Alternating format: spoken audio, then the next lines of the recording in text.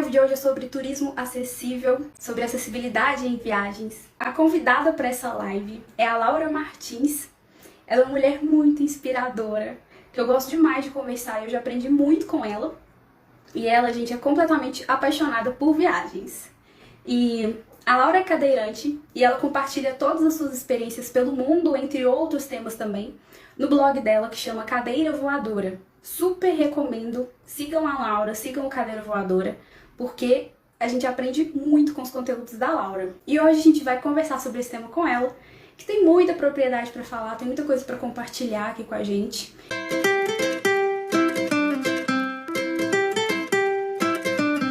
Então, boa noite, pessoal. Eu sou Laura Martins, eu sou cadeirante, eu tive uma mielite transversa na infância, por isso eu tive uma deficiência motora de membros inferiores, desde criança, então, que eu uso aparelhos ortopédicos e muletas, e uso exclusivamente cadeira de rodas, Laine, nem sei se você sabia disso, só faz uns 8 anos, porque antigamente eu me locomovia mais com as muletas e o aparelho ortopédico.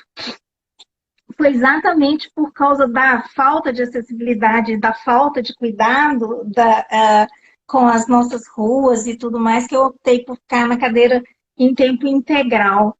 E eu criei o blog Cadeira Voadora em 2011 para compartilhar experiências de viagem, porque eu sempre gostei muito de viajar. E quando eu comecei a viajar com mais frequência, mas no início eu nem tinha dinheiro e a acessibilidade era zero. E quando eu comecei a ter condições de viajar com um pouco mais de frequência, eu pesquisava sobre acessibilidade nos destinos e não encontrava. E foi por isso que depois de consumir muito tempo e muita energia e muito planejamento para poder organizar as minhas viagens, que eu resolvi colocar esse blog no ar, porque eu achava que era um absurdo eu ficar com aquelas informações só para mim. E a sua base do Cadeira Voadora é bem diversa, né? As pessoas que te seguem. Fala um pouquinho sobre isso também, por favor. A maior parte são cadeirantes e famílias de cadeirantes. Pai e mãe de cadeirantes, principalmente de crianças. Mas eu tenho um público bem grande com deficiência visual e com deficiência auditiva também, com nanismo. São pessoas que estão sempre entrando em contato comigo, por isso que eu sei, né? E são pessoas que gostam de viajar para dentro do Brasil, para fora do Brasil. Então, é um público muito variado mesmo, Lohane. E agora, antes da gente entrar na parte das viagens e tudo mais, eu acho muito interessante a gente falar um pouquinho sobre os termos, né? Quando a gente conversou, você me falou sobre termos diferentes, né? Turismo adaptado, acessível e inclusivo. Eu gostaria que você explicasse um pouquinho a diferença entre esses termos, porque eu acho que eles vão aparecer ao longo da nossa conversa.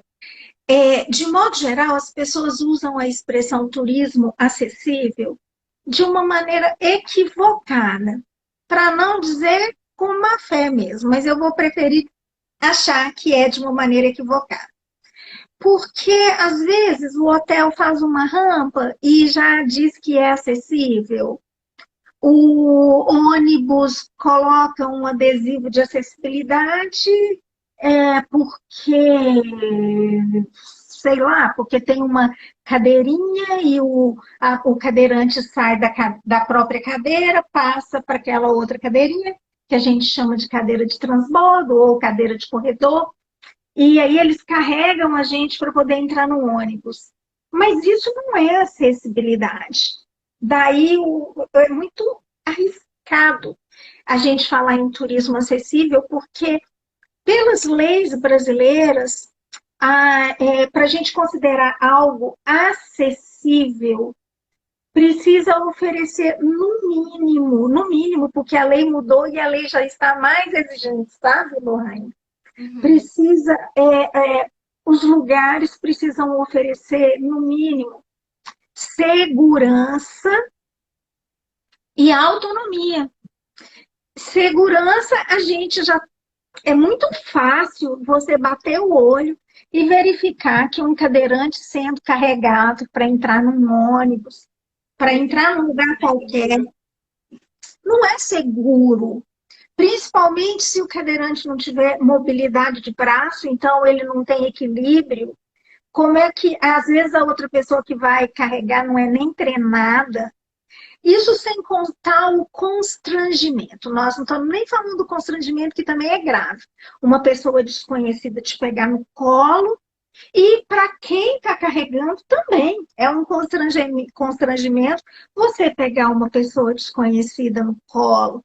Muitas vezes a empresa faz isso com o funcionário, mas o funcionário também não está sendo pago para isso. Então, se não tiver segurança, não pode ser considerado acessível. A maioria das rampas que a gente vê não traz segurança nenhuma, né? São rampas que estão mais para skatista fazer manobra radical do que propriamente para um cadeirante subir, para um idoso subir, para uma gestante, para os pais com carrinho de bebê. Porque eu costumo dizer que a acessibilidade não é boa só para pessoa com deficiência. Nós já está passando da hora da gente enxergar a acessibilidade como algo bom para todo mundo, né, Lohane? Se você coloca uma rampa muito íngreme na entrada de um lugar, a escada fica mais segura do que a rampa. Porque uma rampa muito íngreme, a pessoa precisa ter um equilíbrio muito grande para poder subir, porque senão ela cai. E se você prestar atenção, você vai ver que muitas rampas e muitas escadas não têm corrimão. Então, qual segurança que oferece, né? E uma outra questão é a questão da autonomia que eu falei. Para oferecer autonomia, é necessário que eu possa utilizar o equipamento ou entrar e sair de um lugar a hora que eu tiver vontade, a hora que der na telha. Independente de alguém próximo de você, no caso, né? Como é que eu vou, por exemplo, eu já fiquei em hotel, Lohane, que tinha rampa. Eu telefonei para lá, tem rampa na entrada? Tem. Mas ninguém me contou que na hora que eu subi a rampa tinha um degrau, na hora que a rampa terminava. Aí eu tive que bater na porta para alguém abrir a porta para mim, Lohane. Tem cabimento uma coisa dessa? Qual que é o sentido de ter uma rampa com degrau no final? Meu Deus do céu. Ou então a rampa terminava uma rampa curtinha e é um perigo a rampa terminar e ter uma porta, porque se o cadeirante for abrir a porta, ele cai para trás, a cadeira vira, porque ele vai perder o equilíbrio, ele vai ter que tirar a mão da roda da cadeira. Então, na hora que eu faço assim para poder abrir a porta, ou para dentro ou para fora, eu posso perder o equilíbrio e cair. Eu já fiquei em um hotel assim também, que a porta tinha que pegar a maçaneta e abrir. Então, na hora que eu cheguei, eu fiquei bem brava com o pessoal. Não era nem no Brasil, não, sabe? Foi em Portugal, foi em Lisboa.